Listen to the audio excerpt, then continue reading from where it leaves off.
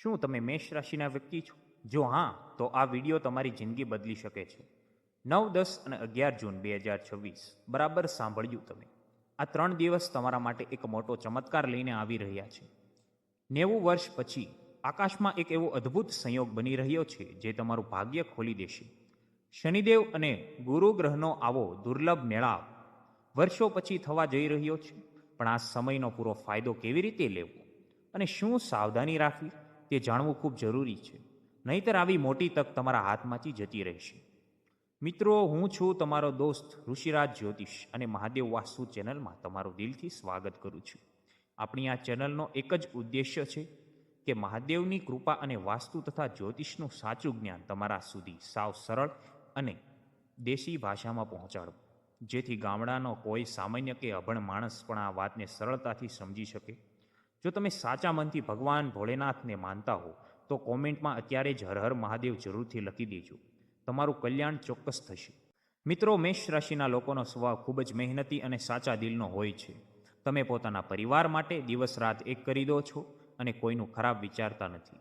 પણ છેલ્લા ઘણા સમયથી તમને એવું લાગી રહ્યું છે કે તમારી મહેનતનું પૂરું ફળ તમને નથી મળી રહ્યું. ક્યારેક પૈસાની અચાનક તકલીફ આવી જાય છે, તો ક્યારેક ઘરમાં કારણ વગર કંકાસ થાય છે. તમે ઘણીવાર એકલા બેસીને વિચારો છો કે મારો વાંક શું છે, મેં કોઈનું શું બગાડ્યું છે.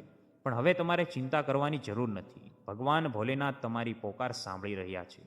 હવે તમારા દુઃખના દિવસો પૂરા થવા જઈ રહ્યા છે.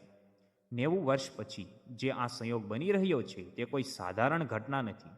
શનિદેવ જે ન્યાયના દેવતા છે અને કર્મોનું ફળ આપે છે, અને ગુરુ જે ધન અને જ્ઞાનના દેવતા છે, આ બંને મહાન ગ્રહો તમારી રાશિ પર એક સાથે કૃપા દ્રષ્ટિ કરી રહ્યા છે.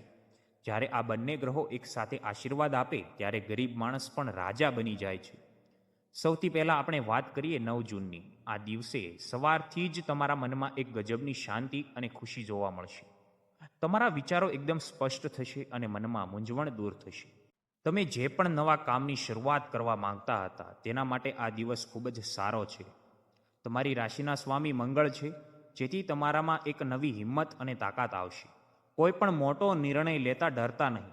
પોતાના પર ભરોસો રાખજો અને ઈશ્વરનું નામ લઈને આગળ વધજો. તમને રસ્તો મળી જ જશે.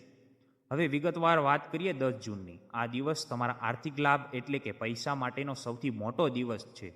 અચાનક ક્યાંથી તમારો ફસાયેલો કે અટકેલો પૈસો તમને પાછો મળી શકે છે. જો તમે કોઈ નોકરી કરી રહ્યા છો તો તમારા કામમાં વખાણ થશે અને પ્રગતિના રસ્તા આપોઆપ ખુલશે. જો તમે તમારો પોતાનો વેપાર કે ધંધો કરો છો તો તેમાં તમને મોટી સફળતા અને નફો મળી શકે છે. કોઈ નવું કામ પણ મળી શકે છે. પણ મિત્રો, અહીંયા એક વાતનું ખૂબ ધ્યાન રાખવાનું છે. મેષ રાશિના લોકોને ગુસ્સો થોડો જલ્દી આવી જાય છે. આ 10 જૂનના દિવસે તમારે તમારા ગુસ્સા પર પૂરો કાબૂ રાખવાનો છે. વગર વિચારીએ કોઈ પણ ખરાબ શબ્દો ના કહેવા અને કોઈ સાથે ઝઘડો તો બિલકુલ ના કરવો. જો તમે ગુસ્સો કરશો તો આવેલી લક્ષ્મી પાછી જતી રહેશે. એટલે કે મગજ શાંત રાખીને જ કામ લેજો. 11 જૂનનો દિવસ તમારી આટલા વર્ષોની મહેનતનું સાચું ફળ તમને આપશે.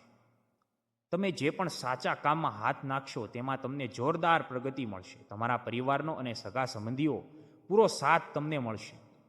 ઘરમાં હસી ખુશીનું વાતાવરણ રહેશે અને ચિંતા દૂર થશે. જે યુવાનો નોકરી નથી મળતી તેમના માટે સારા સમાચાર આવી શકે છે. જે લોકોને લગ્નમાં અડચણ આવતી હતી તેમના માટે પણ સારા માંગા આવી શકે છે.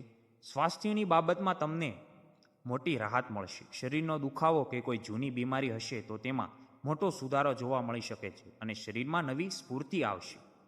મિત્રો, જિંદગીમાં તકલીફો તો આવતી અને જતી રહે છે. એ તો સમયનું ચક્ર છે. પણ જે માણસ સાચા મનથી ભગવાન પર ભરોસો રાખે છે તે ક્યારેય કાયમ માટે દુઃખી નથી રહેતો. મેષ રાશિના લોકોનો સ્વભાવ જ એવો હોય છે કે તેઓ મુશ્કેલીથી ડરીને ક્યારેય હાર નથી માનતા. તમારી આ જ હિંમત તમને સફળતાના શિખરે પહોંચાડશે. બસ આટલો સમય થોડી ધીરજ રાખી છે તો હવે એ જ ધીરજનું મીઠું ફળ ચાખવાનો સમય આવી ગયો છે. હવે એક ખાસ અને મહત્વની વાત છે, હું મહાદેવ વાસ્તુ ચેનલ તરફથી તમને કહીશ. આ 3 દિવસ દરમિયાન અને બને તો બાકીના દિવસોમાં પણ રોજ સવારે વહેલા ઉઠીને સ્નાન કરી લેવું અને તાંબાના લોટામાં સૂર્યદેવને જળ અર્પણ કરવું. જળમાં થોડું કંકુ અને લાલ ફૂલ નાખીને ચઢાવવું. ત્યારબાદ શાંતિથી બેસીને ઓમ નમઃ શિવાય મંત્રનો 108 વાર જાપ જરૂર કરજો. આ સાથે જો તમારી આસપાસ કોઈ શિવ મંદિર હોય તો ત્યાં જઈને શિવલિંગ પર એક લોટો જળ અને બીલીપત્ર ચડાવજો. ભોળાનાથ તમારી દરેક અધૂરી મનોકામનાઓ ચોક્કસ પૂરી કરશે.